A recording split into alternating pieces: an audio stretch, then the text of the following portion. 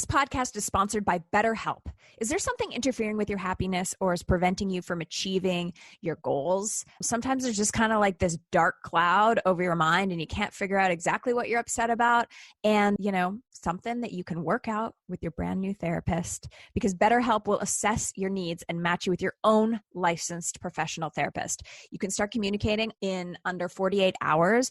And it's not a crisis line. It's not self-help. This is like therapy for people like me who do not want to drive across town to go sit in some old lady's office and talk about their life. It's available for clients worldwide, and you can do all kinds of different ways. You can do phone sessions, video sessions. You can even do text sessions. It's amazing. So visit their website, check out betterhelp.com/LadyGang. That's BetterHelp, H-E-L-P, and join the over 2 million people who've taken charge of their mental health with help of experienced professionals. And LadyGang listeners, you're going to get 10% off your first month at betterhelp.com/LadyGang. Welcome to the Lady Gang. You're about to listen to our podcast, but there is so much more our community has to offer. Follow us at the Lady Gang, join our secret Facebook group, shop our clothing line, books, and find out when we're going to be in your city at theladygang.com. We're so excited you're here. Enjoy the show. It's time for a Quickie. Podcast One presents The Lady Gang, the Hollywood girl posse, with Lady Gang Quickie. Here's Keltie Knight, Becca Tobin, and Jack Vanek. Let's make this quick. Hello, everyone. It's Keltie, and I'm here with my extra special guest, Chris. We are in New York City, and as you know, Jack and Jerry did a podcast a few weeks ago, and it was one of the most popular podcasts of the year. It was? No pressure, Chris. Well, that sucks. Okay. And so... Good job, Jerry. So then we were like, oh no, we each need to do another, because it's been almost 2.5 years since we did a podcast together. I feel like we did one early on in pandemic when like you guys couldn't see each other. Yeah. So we're in New York City. We're in this little hotel on 29th Street. And I'm really excited to be here. And it's been really fun. So we're in town for Fashion Week and the VMAs and the Met Gala and all these things. And like Chris and I have been in our house together, and the house is like mid-renovation. So we haven't been like anywhere super nice. You know what I mean? So we're here in the hotel. I think it's nice. It is. The house is nice. I don't know. I mean, it's beautiful. Yes. Beautiful, beautiful.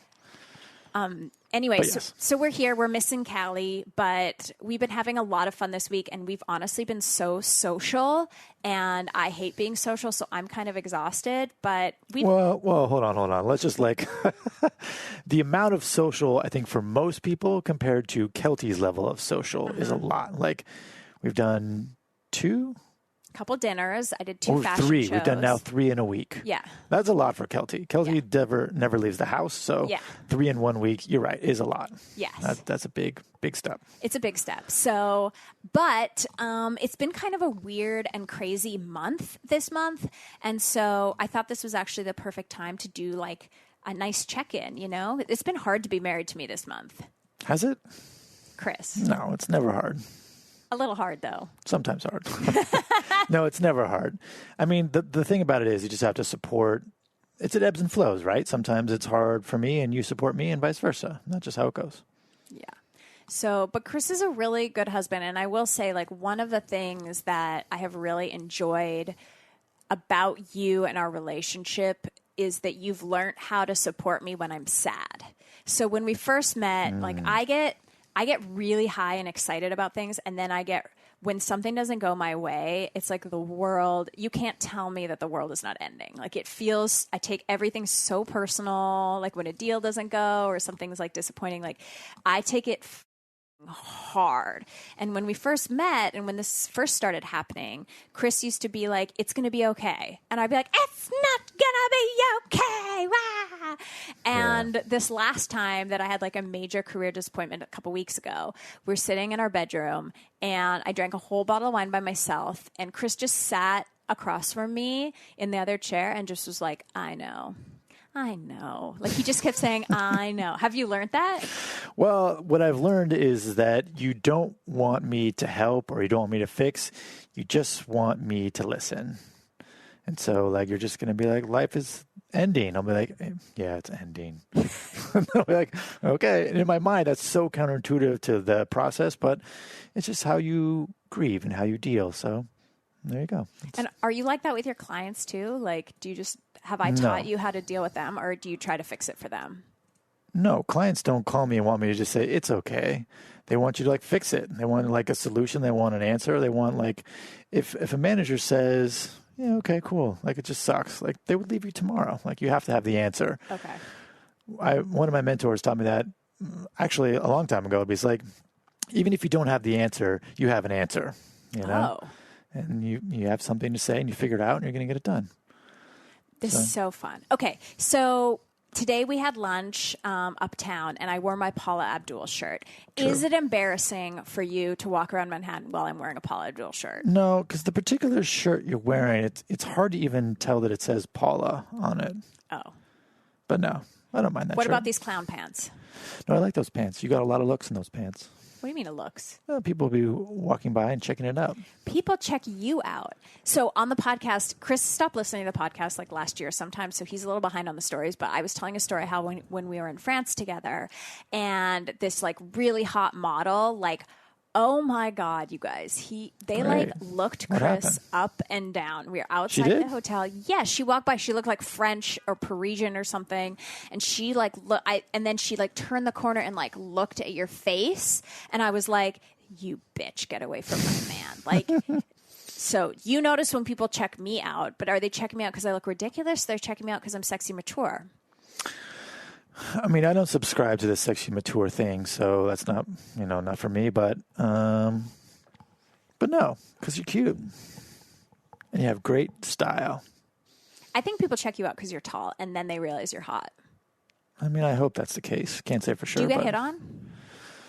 Well, I'm sort of naive to that. I've looked back and been like, oh wait, that was a thing. I'm just sort of, I don't really know when a girl was hitting on me. So I can't say for sure if I have or have not. But do you think a little bit? Recently? Yeah. I mean, I hope not. I'm wearing a wedding ring, so I don't think so. But and you always wear your wedding ring. Well, this is not a wedding ring. This is the new Aura ring, which I do love. But sponsor of LadyGang, you can talk about it. Okay, fair enough. But I got this on my own, and I love it. It's amazing. It just so happened that we both got them at the same time, knowing that we were both working with Aura Ring. Yeah. It's pretty cool. Shout out to my friends at Aura Ring. Thank you. Okay. So one of the things that we've been talking about on the podcast a little bit was about how I know nothing about your past dating history. Oh, no. I know nothing. Like, this is what's crazy to me. I don't know.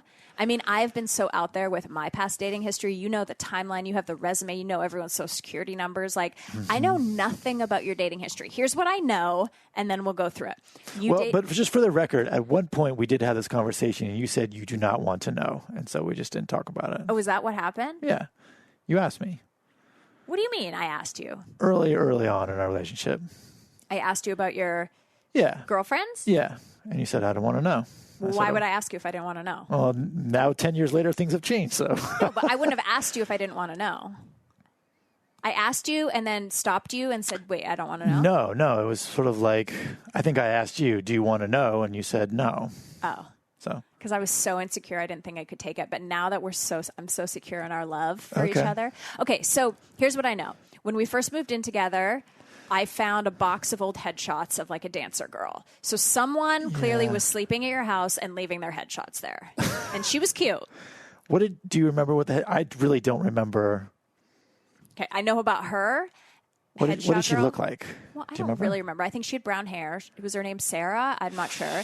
Then the second thing, I know you dated an Australian because when we moved houses, I've seen many pictures of you in like a 2000s Oakley on the beach with a girl like snuggling to her. And I didn't throw those pictures out. I kept them. They're in the memory box. That's nice. That's all I know. So when was your first girlfriend? High school? No, just after high school. You had no girlfriends in high school? Not really. Not serious girlfriends, no. Who'd you go to prom with? Well, you just ask somebody, to go to different dates and stuff. Like, it was a big thing in my high school, like the proposal, not the proposal. Like Promposal. Exactly. But like we had a couple different dances. Like we had the homecoming, and we had the prom, and then we had the backwards dance where the girls asked the guys.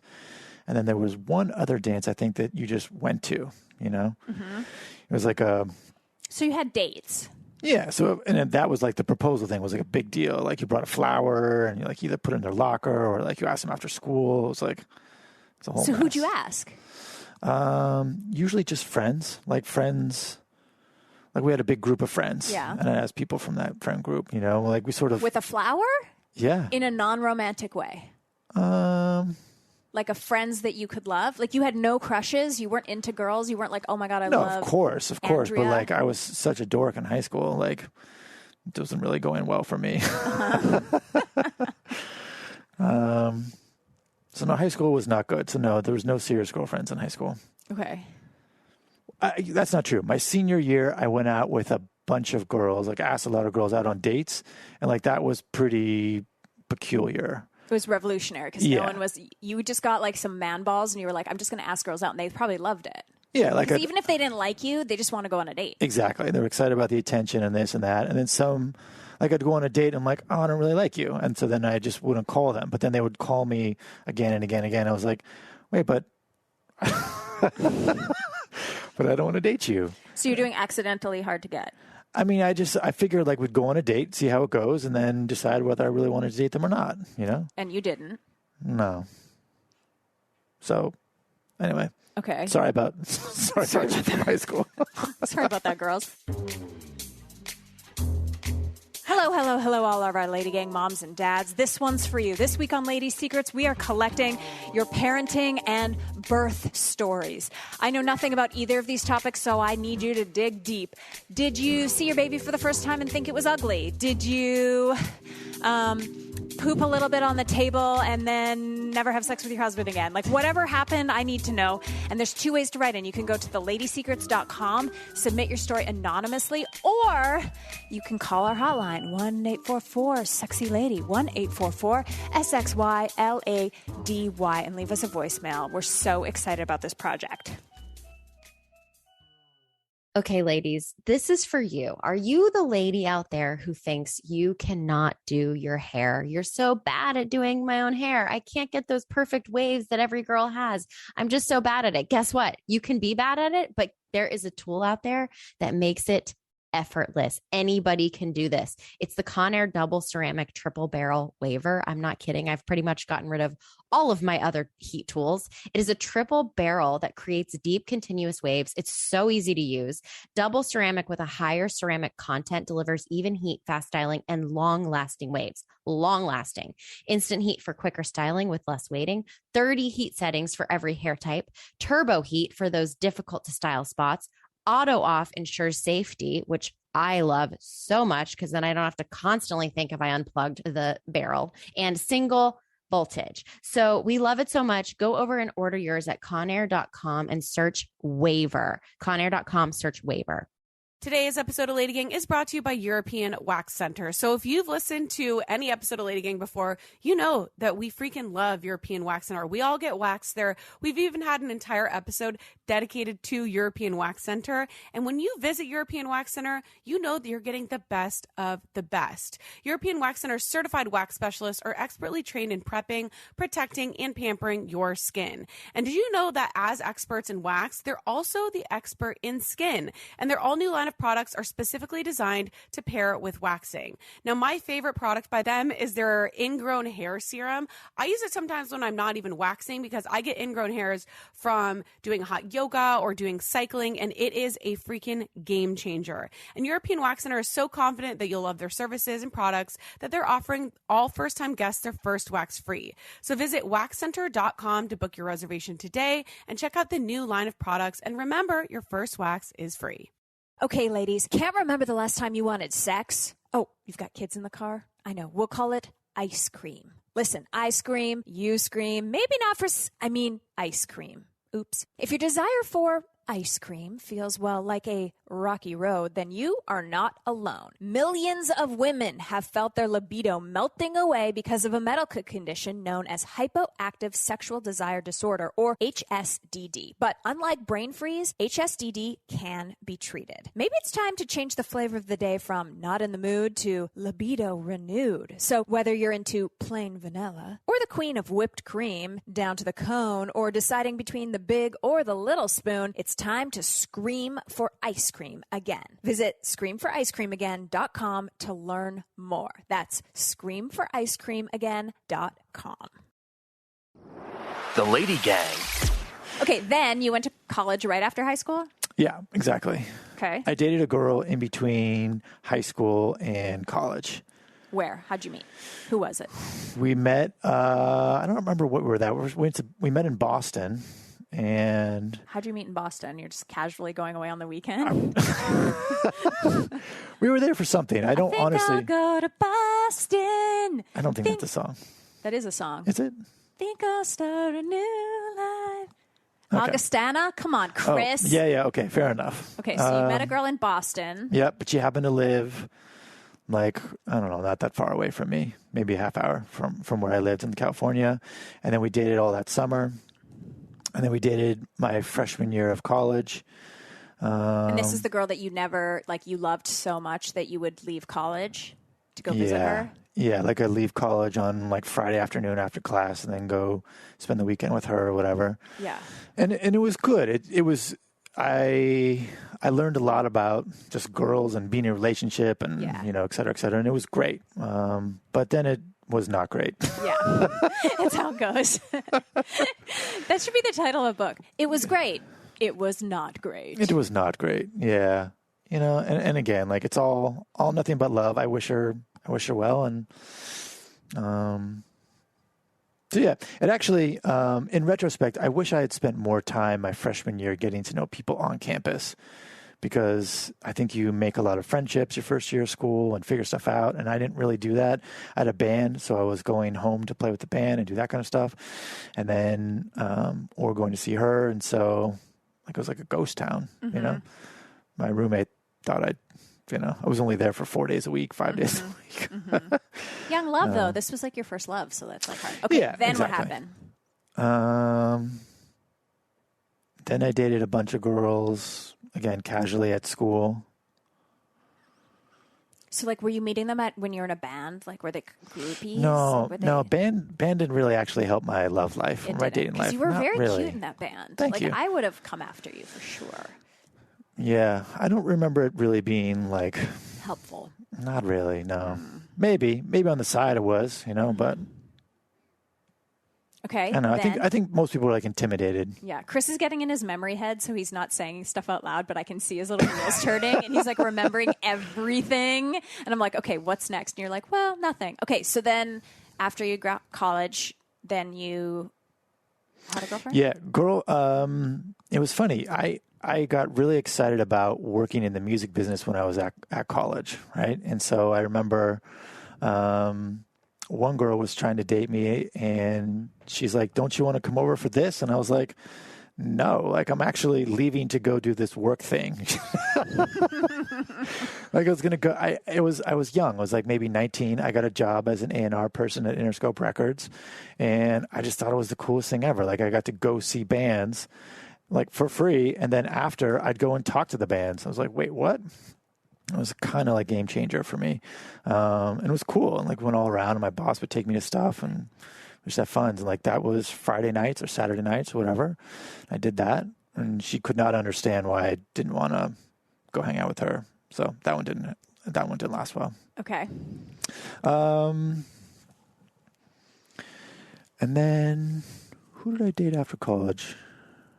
Australia? No, that was, yeah, I dated her. So, we had mutual family friends. Like, my dad was friends with her dad, and I'd known her pretty much my whole life, since I was maybe 5 or 6. Aww. Yeah. And so I'd been down to see her in Australia and vice versa. And, you know, as we were growing up, and then my parents were like, hey, we should go on this thing together. We're going to go on this trip. My dad was like, oh, you know, like, she's coming. I was like, great, cool. She's like 4. Like, because in my mind, she was still very young. And then her dad said the same thing. Oh, you know, Chris is coming, the whole thing. And then we got to the airport, and we both, like, locked eyes, and it was like instantaneous, like, oh, damn, like, we are no longer kids. Oh, this is so sexy. It's so comfortable. Okay. It's uncomfortable. Sorry, Keltie. No, that's okay. You asked for this. No, I asked for it. Okay. Bring it to me. So you locked eyes in the airport. Mm-hmm. You're no longer children. No longer children. Bow, chicka, bow, wow. Yeah, exactly. And then we're on a deserted island for 2 weeks. So. And did the parents know? Yeah, they were not happy. No They way. set it up, but like they were not happy. They probably would have been happy had it worked out. Like they could be best friends. They still are best friends. Oh, that's cool. Yeah. So I ruined the plan, basically. No. It's fine. The plan was that she lived in Australia and I lived here, and that That's didn't really a work. hard thing, especially It's when hard. you're young. You weren't It's going to hard. move across the world for this person at like 20. And she wasn't going to move here either, and that Right. was basically the problem. So like, Does she have an accent? yeah. Oh, so cute. But I went there, and she came here, and Yeah. we did stuff for a little while, but I don't know, it wasn't sustainable, and that's all good. But I think she's married. Maybe she's divorced. I'm not sure. But I know she has a kid, and seems like she has a great business and life, and all good. Chris Knight is the nicest person. Like, I'm like, let me write a book about my heartbreak. And Chris is like, I wish everyone the best. I'm such a nice guy. I mean, listen, you have different boyfriends and girlfriends in your life, and it's part of life. Okay. And then what happened after that? You met me. No. There's like 10 years in there.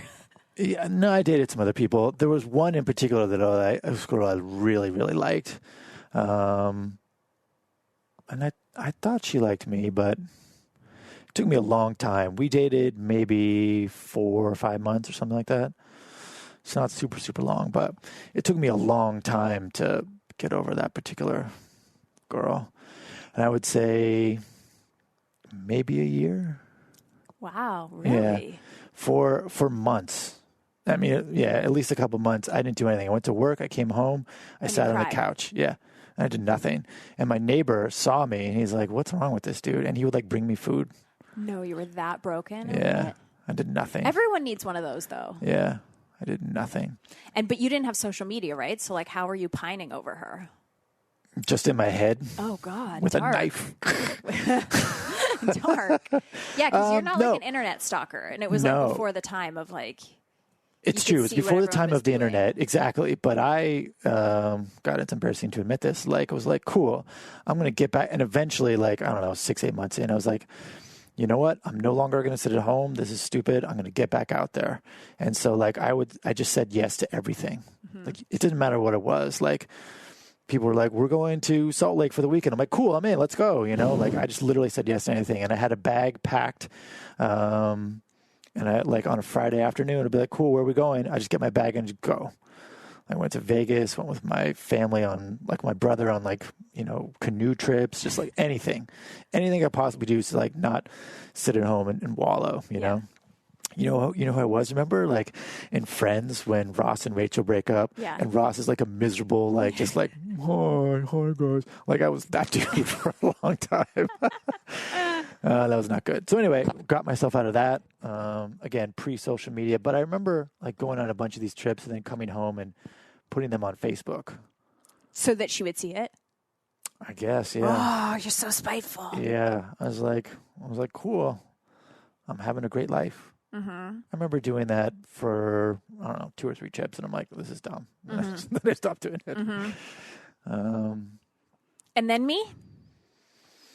Oh my God, guys. I don't really remember the chronology here, but Yeah.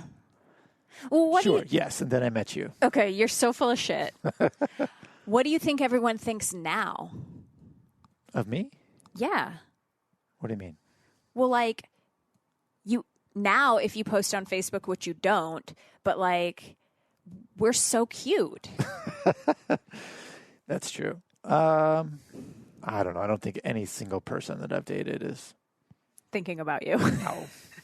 See, that's the difference between us. I think that every person I've ever dated, even the guy in grade 1 who gave me a Valentine, is still wondering like what Keltie is doing. And I know that that is absolutely not the truth, but that's like what a narcissist I am, that I'm like, everyone's still very deeply conflicted over our breakup in 1995. I'm like, I know that's not true, but like you're the opposite. Like you give 2 shits. Like you don't care at all, which is why you don't have social media, which is like why if you actually got into Chris's secret social media, which you can't, he won't approve anyone. But if you went to it, you would just realize it's one post every year on my birthday and that's all that's there. Like a couple posts of Callie. Like it's not like you don't have this secret behind the scenes world that like you're constantly involved in. Like you're You don't know always that. hiding. You don't know that. Okay, well, There could be a secret Instagram. you have a Finstagram? Ooh, a Finsta? No, I don't have a Finsta. Yeah.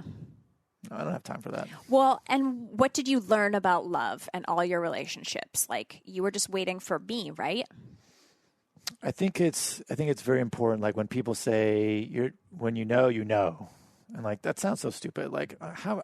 But how are you going to know? But with Keltie, you just know. I think it's a combination of things like right person and then also right time. Because it could be the right person but the wrong time, and that doesn't really come together. And it could be the right time for one of you but not the right time for both of you. And I think when we first started dating, it was not the right time for you. But eventually you're like, okay, now is the right time. Even remember when I proposed, you're like, cool, but I want to have like a 7-year engagement. And I was like, okay. Yeah, I remember that. I wasn't really I wanted to be engaged. I really wanted to be engaged. Yeah. But I did not want to really get married. Yeah, that's understandable. You know? But that's like kind of shitty to be like, let's get engaged and like, let's just be engaged forever. But I kind of like that. People do that all the time now. People do that all the time, yeah. I just think for you, like, you still had some healing to be done, you know? Like, at the beginning, like, you would be like, let me see your phone. I'm like, what? And he's like, let me see your phone. I'm like, okay, here's my phone. Yeah. You know, and you just had to, like, really trust and heal a little bit more, and, you know, then it was good. And now here we are. That's right. That's right. And I think we still like each other. Definitely. Well, I appreciate you coming on the podcast. I know you didn't want to. We're in New York. Chris has to go to work now, and I took 20 minutes out of his day and made him record with me. But, you know, you're such an important part of my life, and I do want to share. And I think on the podcast, we tend to share like the negative or the really outrageous things about our loved ones, just because like when it's a good week or a bad week, it's always something like funny, you know what I mean? Like something we fought about or something that annoyed me or, you know, but I think it's important to do these episodes because I think it reminds everyone that's listening like that we really do, like, I really love you. Thank you. You know, I love you. You're such a good husband. Like, you're so sweet. You're just like the most wonderful person. And like, I love your laugh and I love your face. And, you know, even though you drive me nuts sometimes, but like, okay, everything drives me nuts. That's true. You know what I mean? The taxi driver drives me nuts. The airplane drives me nuts. Like, this headset right now that I'm wearing is driving me nuts because I can only hear out of one ear. Like, I'm a very highly sensitive person. So everything is like bothersome to me. And the fact that you get on my nerves once a year is like pretty incredible because I hate everyone else. That's very nice to hear. Thank you. Okay. All right, everyone. Thank you so much for listening. You can follow Chris at, just kidding. I love you, Chris Knight. Love you too. Bye. Okay, bye. Wait, hold on. We weren't here for a long time. But we're here for a good time. Thanks for listening. The Lady Gang is produced by Alex Ingber, Steve Delameter, and Jared Monaco. Make sure you subscribe, rate, and review our podcast. And if you love it, share it with your friends on social media. Like, oh my God, I just listened to Lady Gang. This episode's so great. Swipe up to listen. And if you really want to, which we know you do, please follow us on social at Keltie, at Becca, at Jack Vanek, and at The Lady Gang. Sign up for our newsletter at theladygang.com and join our secret Facebook group. It's super fun. See you next Tuesday.